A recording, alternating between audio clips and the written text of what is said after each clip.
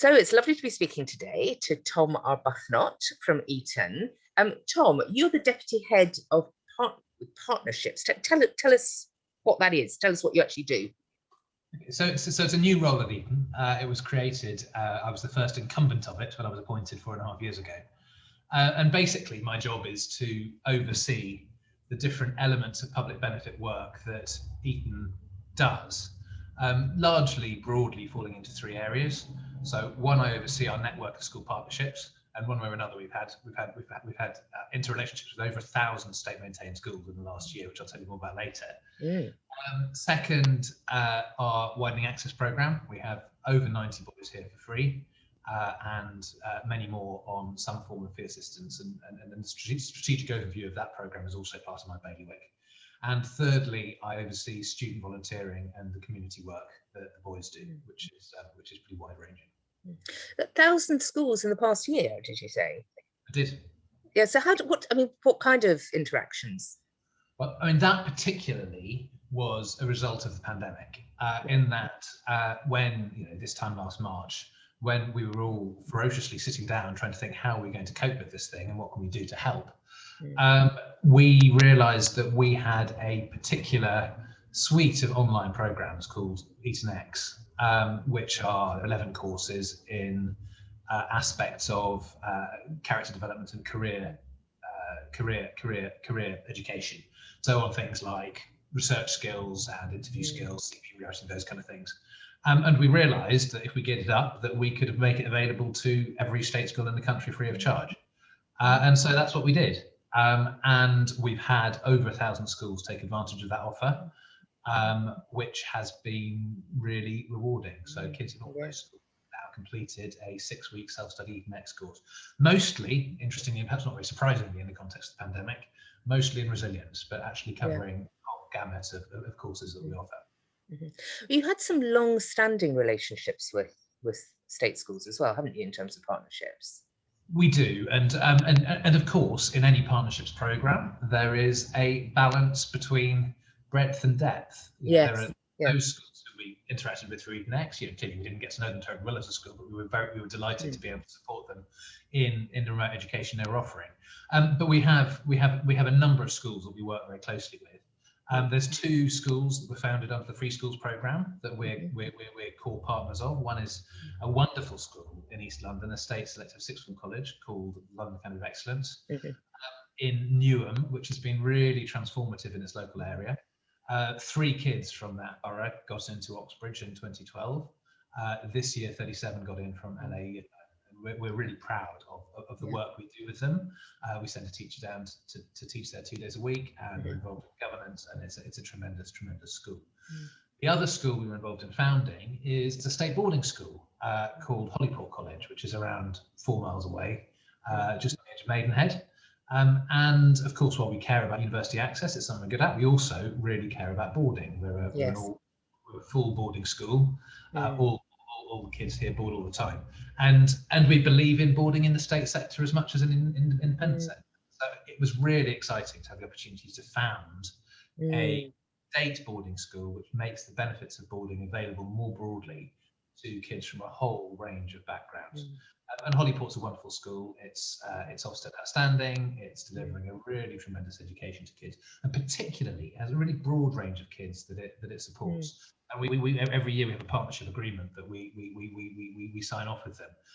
And this year, Eton has an objective of admitting more kids from care backgrounds or the edge of care backgrounds. That's something Holyport is brilliant at, and around 80% of its school communities either in care or post looked after. So there's a real kind of sort of mutualism within that relationship.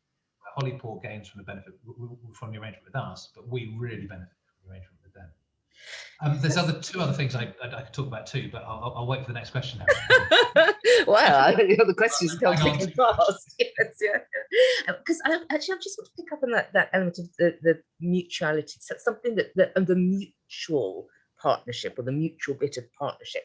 And what is that in your mind? What's key to a partnership, and what makes for a good partnership? Because we can use that term quite broadly, can't we? Term partnership. But I mean, in your experience, what makes for a really good partnership? Yeah, and I mean, I've been working in this world of cross-sector partnerships now for more than a decade. I was fortunate enough to be appointed as the first director of outreach, as it was called then, at King Edward's School in Birmingham, before taking a job at Eton. And it's been 10 years of, I think, transformative change for the world of partnerships.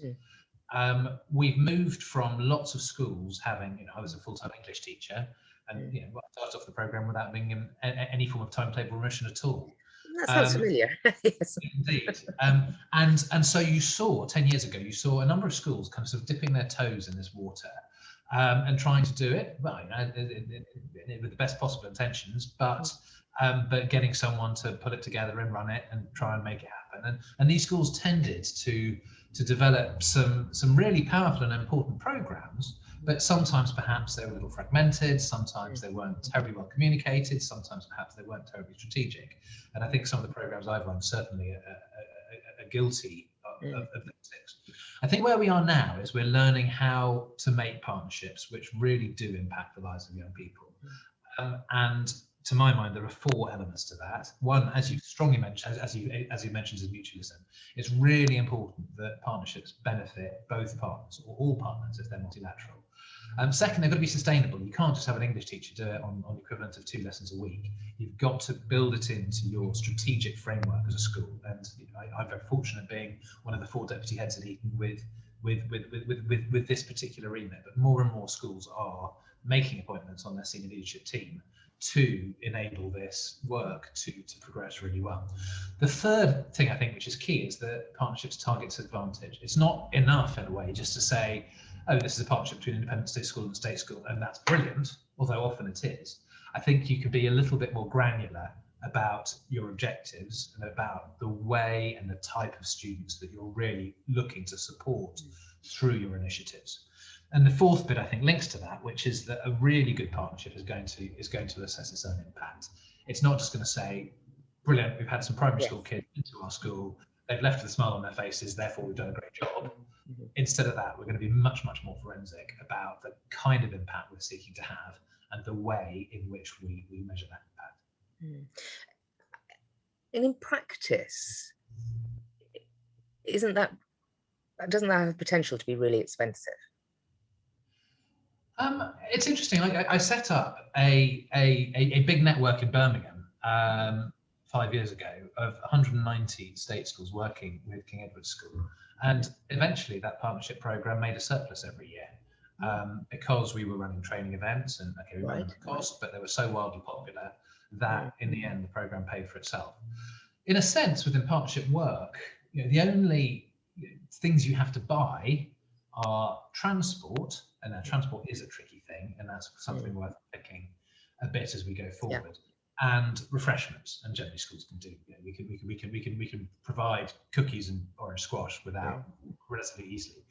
Where the expense gets higher, and indeed where it gets trickier, is where you're needing to take on staff to deliver your partnership program. And to my mind, that's a really important step that school crosses when it's moving to make its partnership program more strategic. Once you've got some of your teachers, and they don't have to be expensive, but it might be that you have, as we had in Birmingham, a history teacher who has some space on his timetable. Yes. But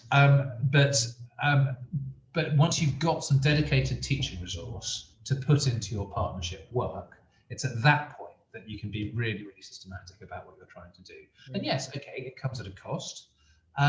But as charities, we as independent schools, we take up public benefit very seriously. And actually, I think, given the levels of cultural and human and intellectual capital that we have in our schools, we get a huge bang for our buck when we deploy that partnership resource. And we're just discovering this at Eton at the moment as we develop more capacity to do those kind of things. The scale of our ambition is opening up all the time. And arguably, there's a huge cost to society for not doing it. Well, that's right. And I think particularly, it is really clear that the pandemic it's been tough on kids. irrespective of their educational, geographical background. Okay, it's been difficult to be a child learning remotely, but I don't think there's any doubt at all that it's been much harder for more disadvantaged kids who've been trying to learn remotely from bedrooms that they share with siblings and with rocky IT. I mean, I think all schools, irrespective of sector, state or independent, I think all schools have some form of responsibility to do what they can to close that gap. And I certainly think, I don't think cross-sector partnerships is the entirety or even a large part of the answer, but I think we can play our part in doing what we can to support those kids.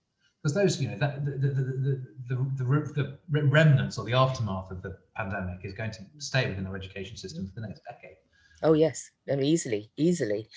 Now, this spreading the word and helping other schools found partnerships, create partnerships, spreading good practice, you're instrumental in that as well, aren't you? You're a co-founder of Schools Together. So yes. As I say, I was working in Birmingham building this big partnership program, and it spanned most of the metropolis of the wider West Midlands by the end. But in all that time, I didn't really have much contact with other colleagues who were doing the same kind of work.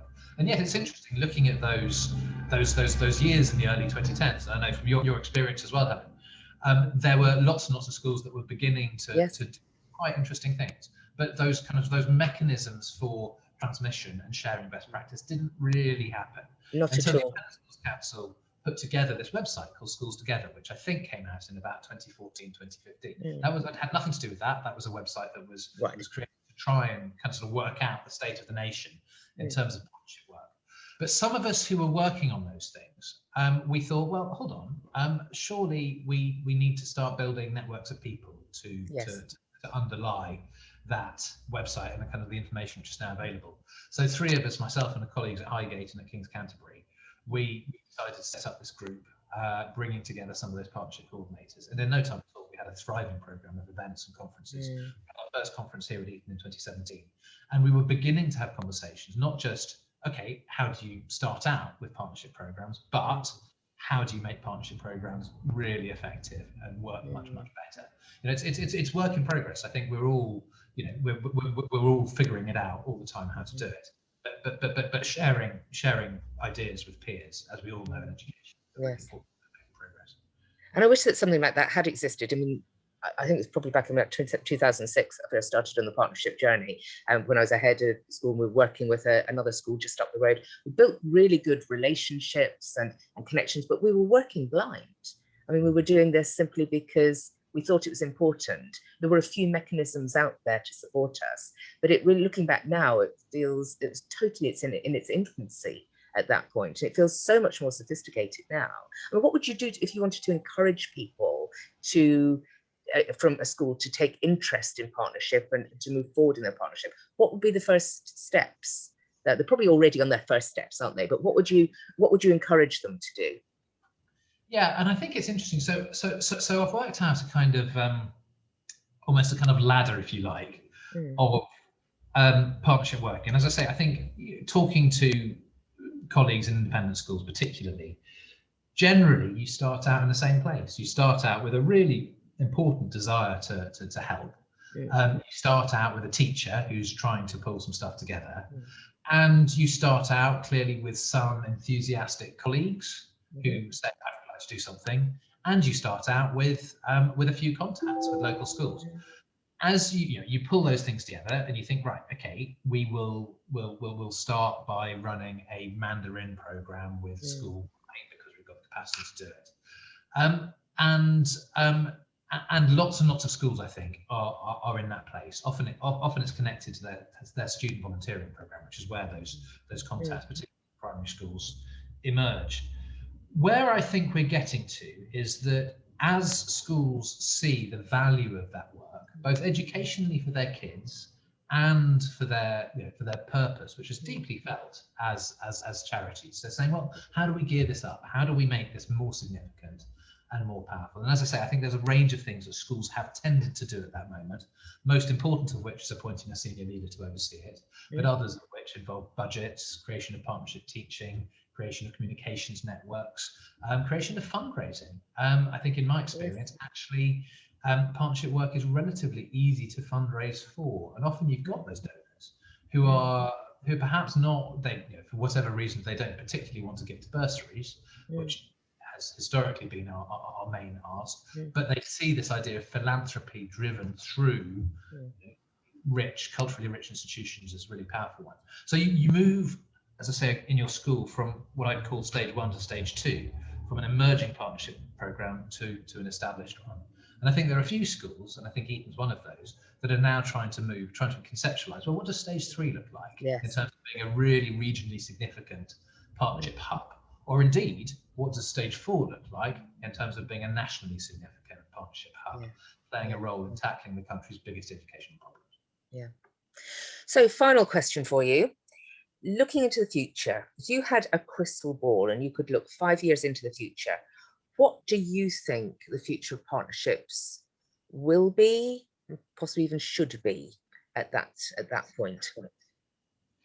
Yeah, I think it's going to be really interesting, and I don't think I've got an answer for your question, Helen.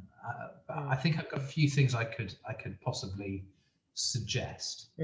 Post-pandemic, clearly, you know, the scale of the challenge is there. I don't think, speaking at this moment in April 2021, we know exactly what that's going to look like. But as initiatives develop, I think it's really important that the independent sector becomes part of those initiatives in a really powerful and important way. And heads are going to have to think, well, you know, if I'm going to be part of that, I'm going to have to create the resource, I'm going to have to allocate some funds, and I'm going to have to make it happen. But where could we be by 2025, by 2026? Can you imagine if the top 50 schools in the country in the independent sector all had some partnership teaching resource, which could be deployed and allocated strategically to solve problems, whether that be a question about admission to Russell Group University for disadvantaged kids, whether it be about looked after children, whether it be about post-pandemic catch-up, it could be about any of those things. Once that resource is there, and once the networks are in place to make the most of it, that I think becomes a really exciting vision. And it's really important to remember that's only paralleling what's happening in the state sector. In the last 10 years, the state sector has moved from individual schools into networks of multi-academy trusts. And the best trusts are brilliant at collaborative working. We risk, I think, as a sector being left behind if we don't develop our own skills in that area as well. So I think the future is really bright, it's really exciting. And I think as schools individually have to decide that they're going to move into established partnership programs rather than emergent ones. But as they do that, we're going to, I think, really make a difference. Tom, that's brilliant. I'll buy into that future. Thank you very much indeed. Thank you. Thanks, Ellen.